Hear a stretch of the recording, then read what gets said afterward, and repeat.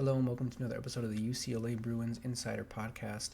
As always, I'm your host, Connor Moreno, lead writer for UCLA Bruins on SI. And today we're going to continue on our prep for UCLA's big week against number 2 Indiana. UCLA coaches and players have had some media availabilities this week, so I want to go ahead and relay the message and kind of break down everything that they said, what they meant, and kind of what they're seeing out of Indiana this week. I mean, it's a huge week. UCLA, winners of 3 straight, probably one of the biggest stories in college football, definitely one of the darlings of the college football season in the last 3 weeks, which, by the way, compared to the first 3 weeks, I mean, is a complete surprise because you would have thought that UCLA cheated or something the way that they were the laughing stock of college football. But Tim Skipper came in, Jerry Neuheisel came in, Noel Mazzoni, Kevin Coyle, they came in, reshaped UCLA's football program, and are now one of the bigger stories of college football. But speaking of bigger stories, they go against number 2 ranked Indiana, who each week has just consistently risen in the AP Top 25 rankings, just continuing to stake their claim as one of the best teams in all of college football. They're right behind Ohio State, who is considerably the best team in the sport right now. There's really no doubt about it, but the Hoosiers are surely creeping up, and behind Curt Cignetti, they are looking really, really good. They also have a Heisman hopeful, Fernando Mendoza. He has been having a stellar year. UCLA's defense is going to have their hands full with him. On the defensive end, you have Indiana's offense,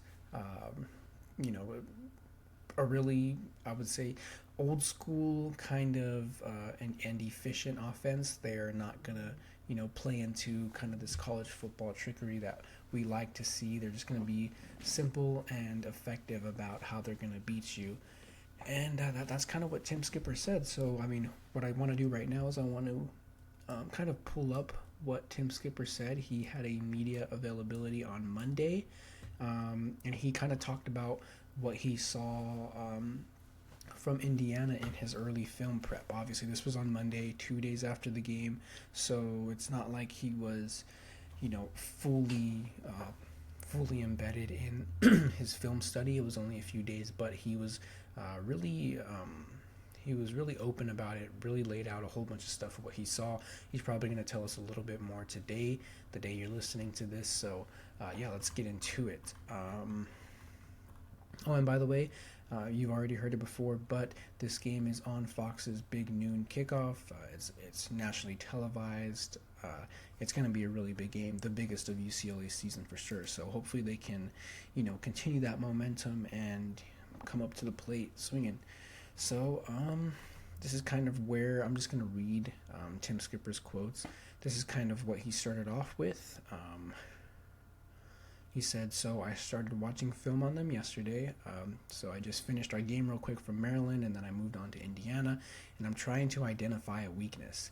It's crazy how disciplined they are. Coach Cignetti does a great job with those guys. They're very, very disciplined on all 3 phases. They're not giving up explosive plays. They're having a ton of explosive plays. They tackle very, very well, and then they're ball handlers. I'm just not talking running backs, I'm talking receivers and the quarterback. They break a lot of tackles. They complement each phase of the game so well. It's not surprising that they're so good, and the record is what they are, and what they are ranked. And as he does every week, Coach Skipper is really good about it. Honestly, really, really good about it. He kind of opens up with a statement on Indiana, and then he'll get into the specifics on the offense and on the defense. So what he said about the offense, he said offensively for them, they're going to try and control the clock and things like that. They're not real tricky. They're not going to run. They're going to run the ball, and they have the most explosive runs in the Big Ten this season right now. So we're going to have to tackle. We're going to have to stop those guys. And then he said defensively, they're not tricky. They're going to play their zones. They're going to be 4 down. The thing they do more than anybody we played this year is they're going to give us simulated pressures, so we're going to need to be ready for the simulated pressures, have a plan for that. And not only did Tim Skipper speak to the media and break down Indiana, UCLA's defensive back secondary coach Demetrius Martin, Coach Meat. He also spoke to the media. He was a little bit more laid out in what he saw on Indiana's offense. He said, this is what he said on what UCLA's DBs, their job is going to be. Not to make any mistakes, be very smart, be sure tacklers. They're going to make some catches, so we got to get them down when they do catch the ball and all that kind of good stuff. It's typically things every other week. Don't let him throw the ball over our head. Have a party, have fun out there. He said what stands out about Indiana's quarterback, Fernando Mendoza, just the way he runs and conducts the offense. He knows where he needs to go with the ball. He gets it there. He very rarely makes mistakes. He puts the ball where it's supposed to be. He's a fairly accurate guy. They throw a lot of back shoulder throws and things such like that, so that makes it tough on a defense. They're a great outfit. It's a reason they're unscathed right now. And then also Kevin Coyle spoke to the media today, yesterday, when you're listening to this. He also kind of went in depth on UCLA's matchup with Indiana. He said, let me pull it up. He said this is a really impressive, well-coached football team.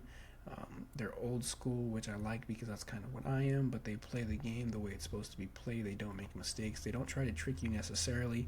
They're going to out-execute people. They protect the football players, play extremely hard. You can tell how well coached they are. They stay ahead of the chains on offense as good as I think anybody I can recall in recent years. They want to run the football.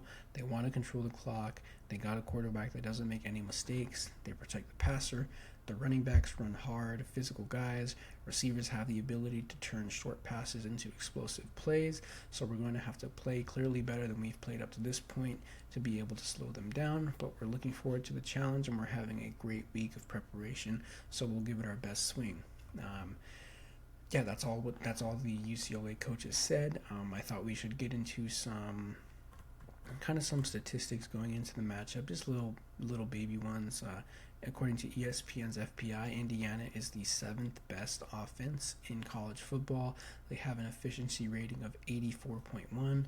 The efficiency rating is out of 100. For instance, the number one offense, I'm forgetting who it is right now, but they have like a 92.4 or something like that. And then UCLA's defense is actually ranked 86th in the nation with a 46.1, but that's also taking into account just how bad they were in the first 3 games.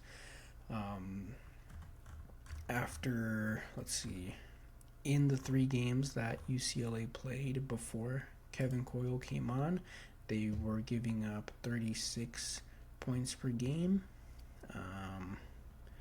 And since Kevin Coyle came onto staff, UCLA is now only giving up 21 points per game, which, one of those games was giving up 37 points against Penn State, who was number 7 at the time. So Kevin Coyle has done a really good job at kind of reshaping this UCLA defense, and so is Tim Skipper, reshaping the entire program.